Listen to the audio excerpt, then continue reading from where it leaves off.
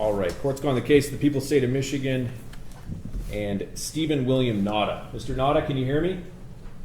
Yes, sir, Your Honor. All right, Mr. Nauta, I also have Ms. Epler here in the virtual courtroom here for your arraignment, sir.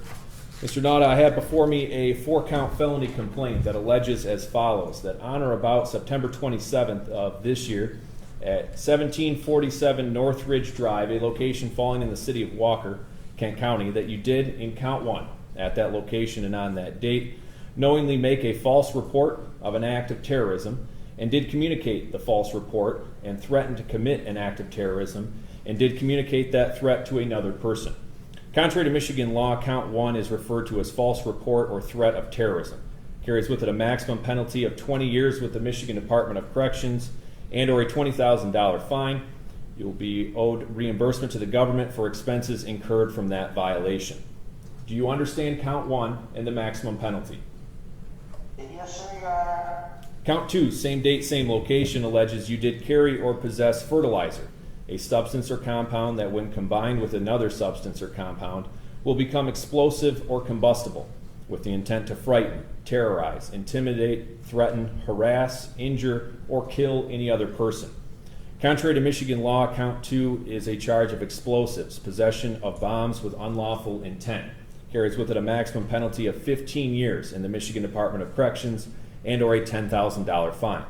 Do you understand count 2 and the maximum penalty? Yes, sir, Your Honor, I do. Count 3, same date, same location, alleges you did being the operator of a motor vehicle who was given a visual or audible signal by hand, voice, emergency light, or siren by Tom Raisinin, a sergeant with the Walker Police Department, who was in uniform and his motor vehicle was identified as an official police vehicle, and that he was acting in the lawful performance of his duty. You did willfully disobey that direction by attempting to flee and elude the officer by increasing your speed of your motor vehicle in an area where the speed limit was 35 miles per hour or less. Contrary to Michigan law, count 3 is a fleeing and eluding in the 3rd degree. Carries with it a maximum penalty of 5 years in the Michigan Department of Corrections and or a $5,000 fine. And upon conviction, the Secretary of State is required to suspend your operator's license for a period not to exceed 5 years.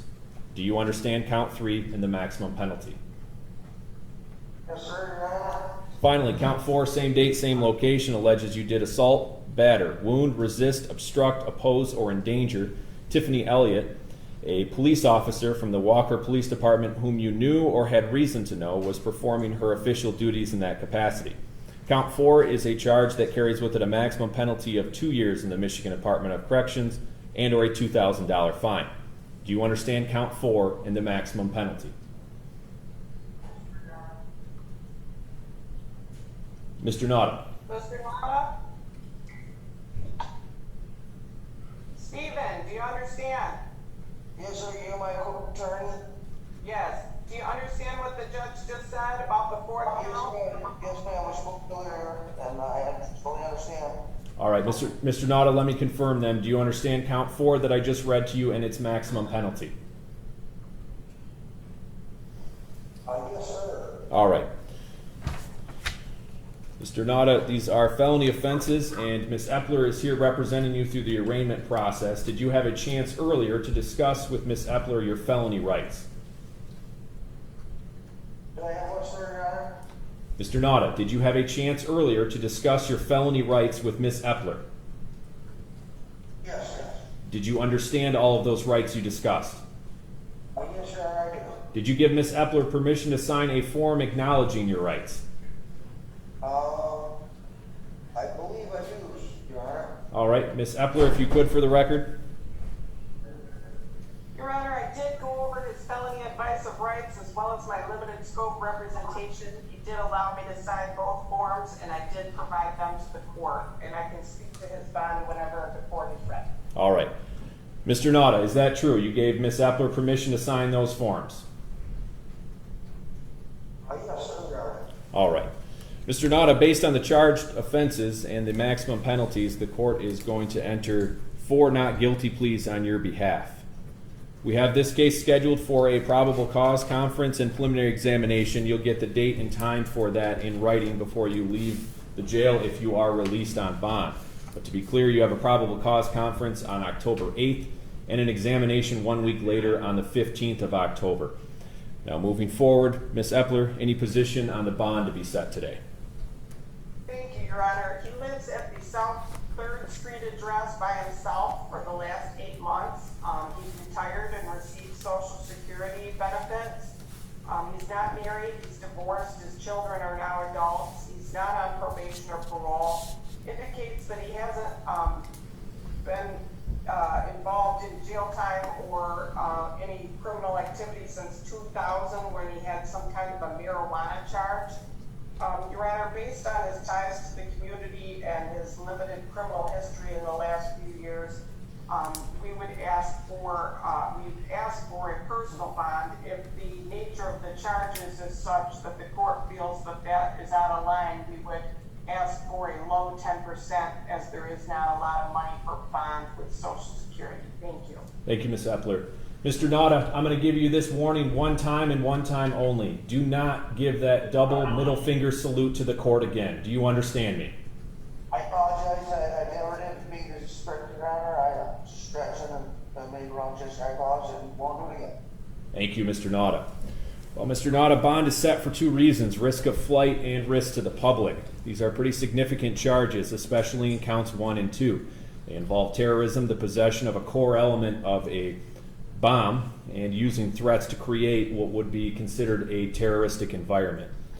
Furthermore, count 1 and count 2 respectively are 20 and 15-year felonies.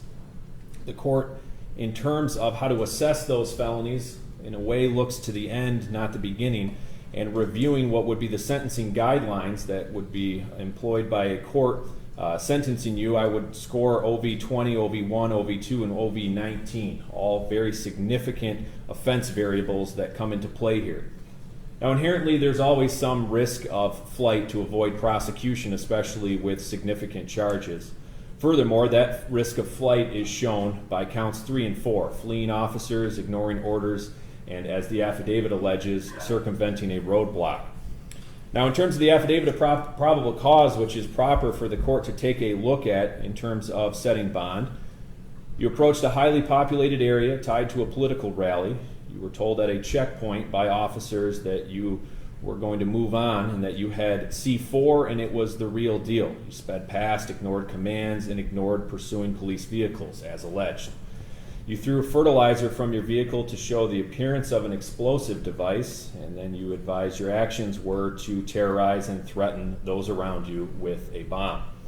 Now, these charges center on a political event that can repeat itself, and the risk of continued criminal activity here is fairly high. The risk of flight is based on ignoring officers' commands and orders. That flight was based on an intimidation tactic and deception by way of throwing fertilizer. Risk of public is as well very clear to this court today. Your alleged actions jeopardized all in the area, officers included. Any release needs to be tied to a significant financial obligation and restrictive conditions. Risk to the public also extends to public functions. It's not lost on this court here today that your alleged actions were directed to stopping or hindering a fundamental aspect of this country's democratic process, a political rally. Finally, in setting the bond, the court looks at the sentencing guidelines again to show how counts 1 and 2 could be handled at the end stage of this. There are only 2 instances where immediately 100 points can be scored for an offense on the offense variables. 1, where an individual was killed or multiple individuals killed, or 2nd, where there was an act of terrorism with threatened use of an explosive or incendiary device, like the bomb threat here. With all of that stated on the record, the court is going to put bond in the following fashion. It will be a $1 million cash or surety bond that will include the following conditions: no alcohol, no drugs, testing at the order of the court, reporting to court services, no firearms, dangerous weapons may be possessed, no bomb-making equipment may be possessed, including fertilizer, and you will be affixed with a GPS tether prior to your release from the Kent County Jail, and you will be on house arrest at the location provided in Sand Lake. Mr. Nauta, do you understand your bond and the conditions of your bond? I guess I'm confused, but I think, did you just offer me house arrest at my address? What I'm telling you, sir, if bond is posted, you will be affixed with a GPS tether and you will be on house arrest at that location. Okay, well, Your Honor, given my situation, I think I'm better off just staying here. This is a very cruel world out there, probably a lot better off here. And I know now that my family received many protection, many times. All right. I feel- Mr. Nauta, I'm going to cut you off because I want to make sure you understand anything you say can and will be used against you moving forward. We've set the bond. We've set a probable cause conference for you. The final thing I'm going to tell you is that if you wish to apply for a court-appointed attorney, Ms. Epler's representation has come to an end because we are done with the arraignment. You need to fill out an application for that. Do you understand, sir? Yes, sir, please bring me that or whatever I feel. I want a court appointed. I don't need no, like, high pointed, have to be big like Jeffy Fighter. I don't many weeks lives longer. The whole world's alive. All right, Mr. Nauta, I'm going to cut you off again. You've asked for the paperwork. That'll be provided for you at the jail. We will see you at your probable cause conference. You are all set today, sir. Thank you, Deputy.